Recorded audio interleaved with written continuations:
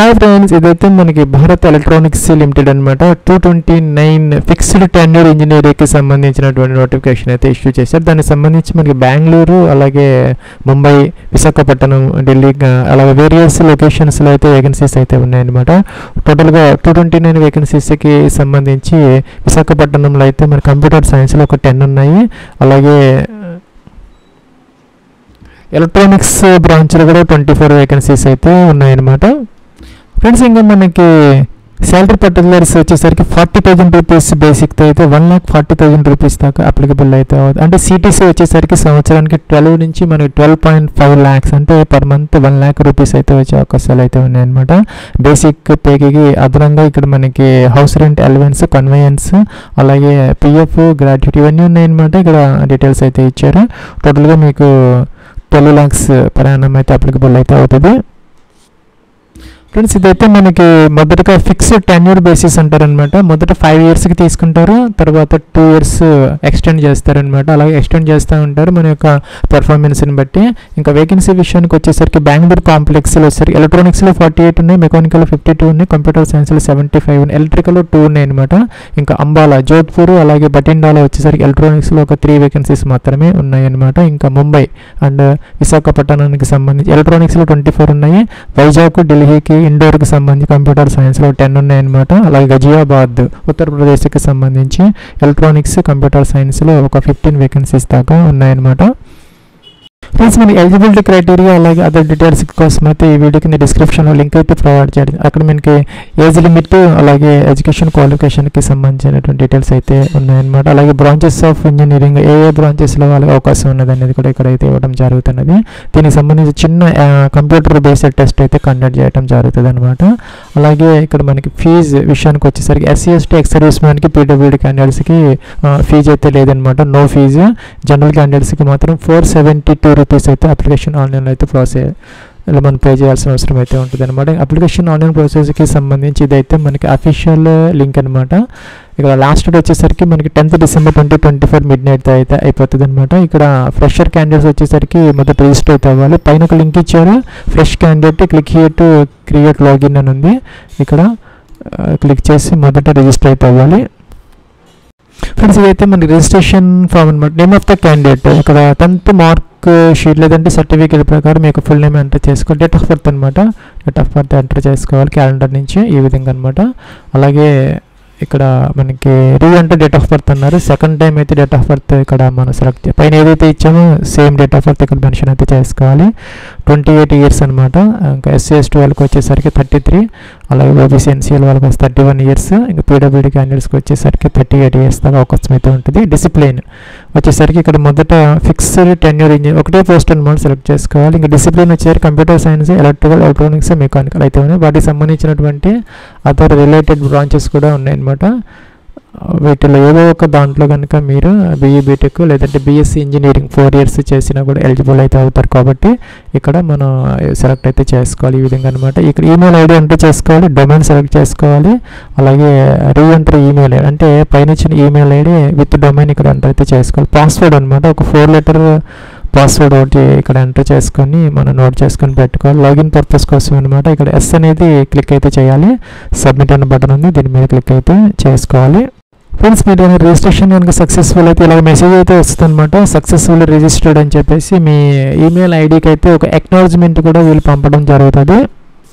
So మనకి login అయితే ఇవ్వాలి. ప్రొసీడ్ టు లాగిన్ అనే బటన్ దీని మీద క్లిక్ అయితే చేసుకోవాలన్నమాట. ఇక్కడ ఈమెయిల్ ఐడి ఎంటర్ చేసుకోవాలి. అలాగే పోస్ట్ అప్లైడ్ ఫర్ ఒకటే పోస్ట్ సెలెక్ట్ చేయాలి. పాస్వర్డ్ అక్కడ మీరు ఏదైతే జనరేట్ చేసుకున్నారో అది ఇక్కడ ఎంటర్ అయితే చేసుకొని సబ్మిట్ అనాలి. ఫ్రెండ్స్, సబ్మిట్ అన్నా ఇక్కడ మన స్టెప్స్ అయితే ఇచ్చారనమాట.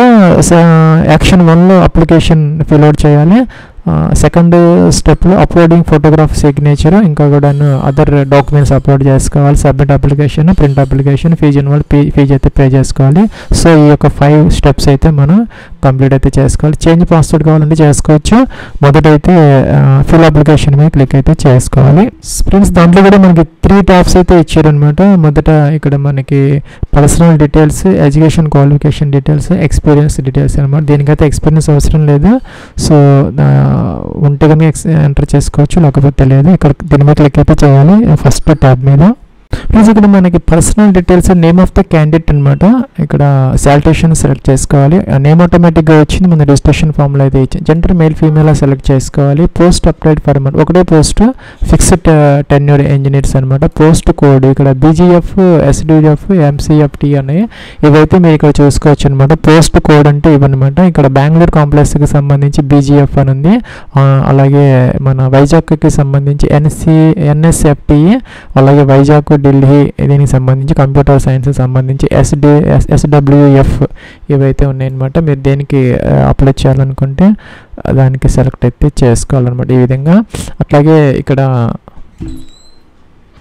మనం పోస్ట్ కోడ్ సెలెక్ట్ చేసుకుంటే ఇక్కడ మనకి preference for the place of posting అనమాట. మొదట పోస్టింగ్ మీకు ఎక్కడ కావాలంటే అది సెలెక్ట్, సపోజ్ మీకు వైజాగ్ కావాలనుకుంటే మొదటి ఆప్షన్ ఇలా సెలెక్ట్ చేసుకోవాలి, సెకండ్ ఆప్షన్, థర్డ్ ఆప్షన్ ఇలా ఇచ్చుకోవాలన్నమాట. అలాగే వేరే పోస్ట్ కనుక మీరు సెలెక్ట్ చేసుకుంటే వేరే పోస్ట్ కూడా దానికి సంబంధించి కూడా ఇలాగైతే వస్తాయి. బెంగళూరు అనేది ఒకటే ఆప్షన్ ఉంది, ఇంకా రెండో ఆప్షన్ లేదనమాట. ఇక్కడ మనకి వచ్చిన వాటిల్లో ఫస్ట్ ప్రిఫరెన్స్కి ఎక్కడ ఇస్తే అక్కడైతే మనకి జాబ్ పోస్టింగ్ ఇచ్చే అవకాశాలు అయితే ఉన్నాయి. డేట్ ఆఫ్ బర్త్ ఆటోమేటిక్గా వస్తుంది. మీ యొక్క ఫాదర్స్ నేమ్ అనమాట. శాలరేషన్స్ సెలెక్ట్ చేసుకోవాలి, మీ యొక్క ఫాదర్స్ నేమ్ ఎంటర్ చేసుకోవాలి.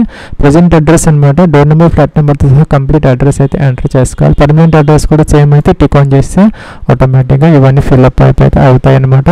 సిటీ అయితే ఎంటర్ చేసుకోవాలి మీరు ఇక్కడ ఈ విధంగా అనమాట. అలాగే స్టేట్ మీ అడ్రస్లో నుంచి సెలెక్ట్ చేసుకోవాలి. పిన్ కోడ్ కూడా మెన్షన్ అయితే చేసుకోవాలి.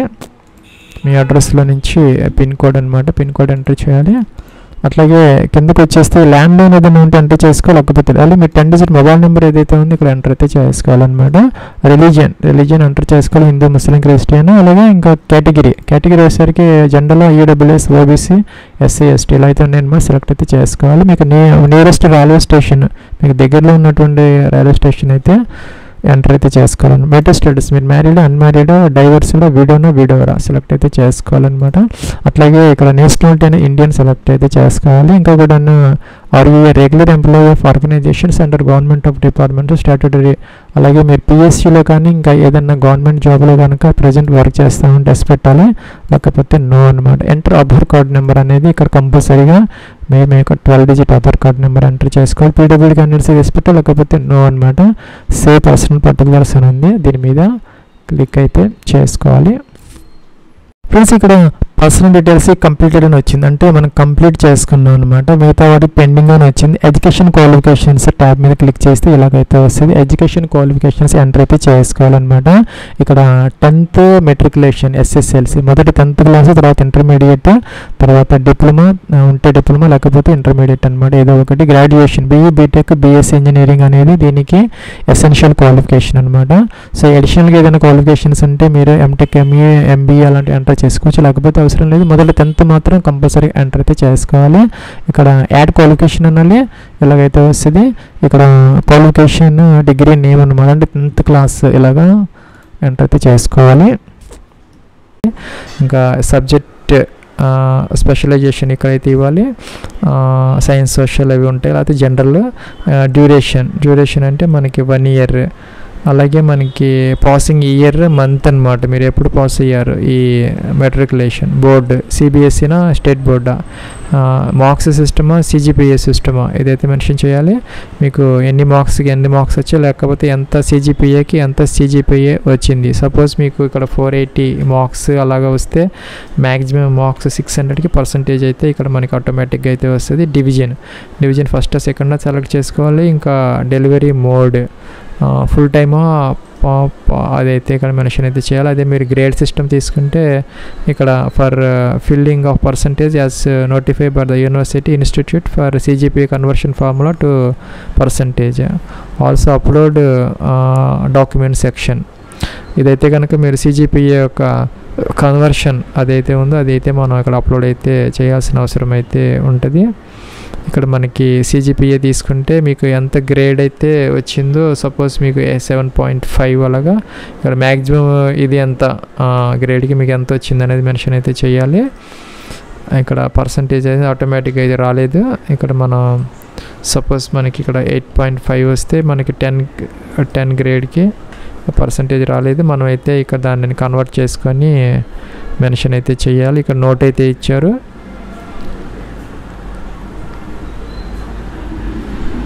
ఫ్రెండ్స్ మనం అలాగే ఇంటర్మీడియట్ కూడా ఎంటర్ చేయాలి. తర్వాత మనకి ఇక్కడ గ్రాడ్యుయేషన్ బీఈ బీటెక్ బీఎస్సీ ఇది సెలెక్ట్ చేసుకోవాలి. మీరు బీఈటెక్ లేకపోతే బీఎస్సీ ఇంజనీరింగ్. నెక్స్ట్ ఇక్కడ మీ యొక్క discipline electronics communication, electronics telecommunication, telecommunication. Next ఇక్కడ మీరు ఎప్పుడు ఇదైతే కంప్లీట్ అయితే ఇది డ్యూరేషన్ అనమాట 4 years ఇది సెలెక్ట్ చేసుకోవాలి. ఇంకా ఎన్ని మంత్స్ ఎన్ని ఇయర్స్ అనమాట ఎప్పుడు కంప్లీట్ చేశారు.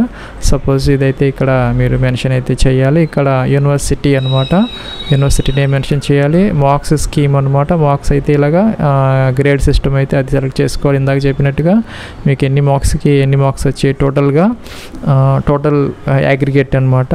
అన్ని సెమిస్టర్స్ మీద మీకు ఎన్ని మార్క్స్ వచ్చాయి, టోటల్ మార్క్స్ ఎంత, మ్యాక్సిమం మార్క్స్, అలాగే పర్సంటేజ్ ఆటోమేటిక్గా అయితే వస్తుంది. ఇంకా మీకు 55% అండ్ ఎబోవ్ లేకపోతే పాస్ మార్క్.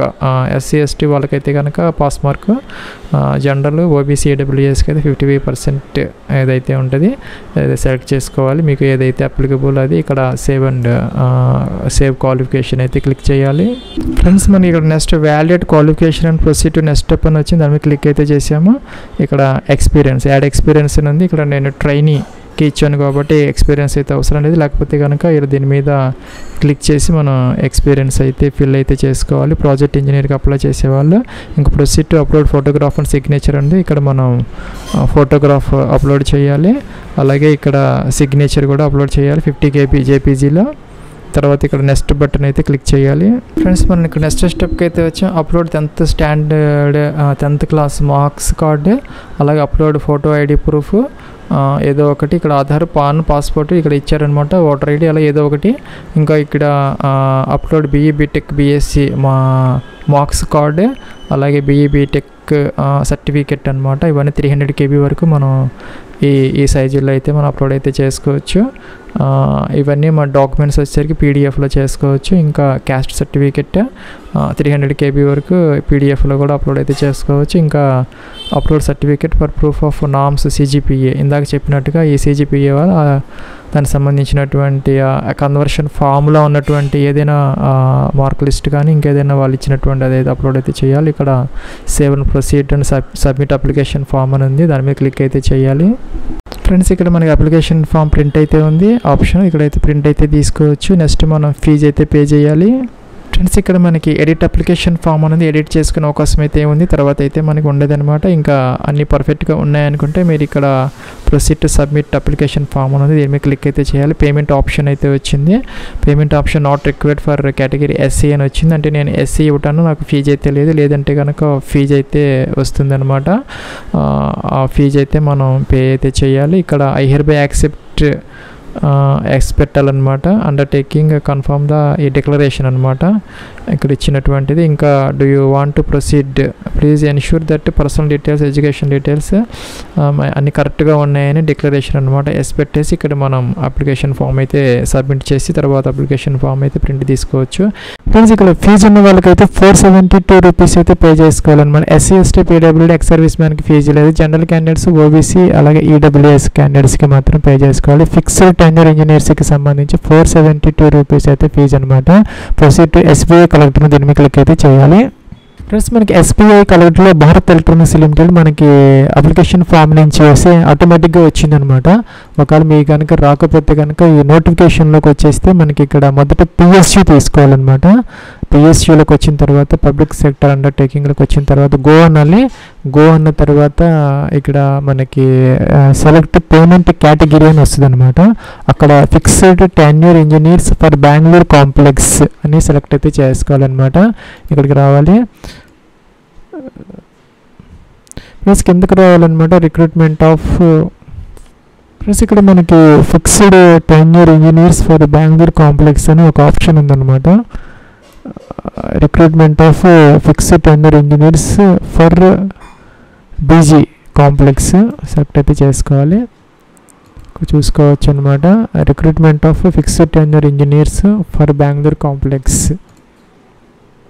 ఇక్కడ మీ యొక్క నేమ్ ఎంటర్ చేసుకోవాలి. కేటగిరీ జనరల్ OBC EWS వీళ్ళకి మాత్రం ఫీజు ఉందన్నమాట. డేట్ ఆఫ్ బర్త్ అయితే ఇక్కడ ఎంటర్ అయితే చేసుకోవాలి. మొబైల్ నెంబర్ ఎంటర్ చేయాలి. ఈమెయిల్ ID ఎంటర్ చేయాలి. ఫీజు 472 రూపీస్ వచ్చిందనమాట. రిమార్క్స్ రిక్రూట్మెంట్ ఫర్ FTA అని ఎంటర్ చేసుకోవచ్చు. నేమ్, మొబైల్ నెంబర్ అలాగే date of birth, email ID ఇవ్వాలి. టిక్ ఆన్ చేయాలి. క్యాప్చా బాక్స్ ఎంటర్ చేయాలి. నెక్స్ట్ అన్నాలి ఇక్కడ మనకి మల్టిపుల్ ఆప్షన్స్ అయితే వస్తాయి అనమాట. డెబిట్ కార్డ్, క్రెడిట్ కార్డ్స్ ఏదో ఒక గేట్వే ద్వారా మీరు ఫీజు అయితే పే చేసుకుని అప్లికేషన్ ఫామ్ అయితే ప్రింట్ అయితే తీసుకోవచ్చు.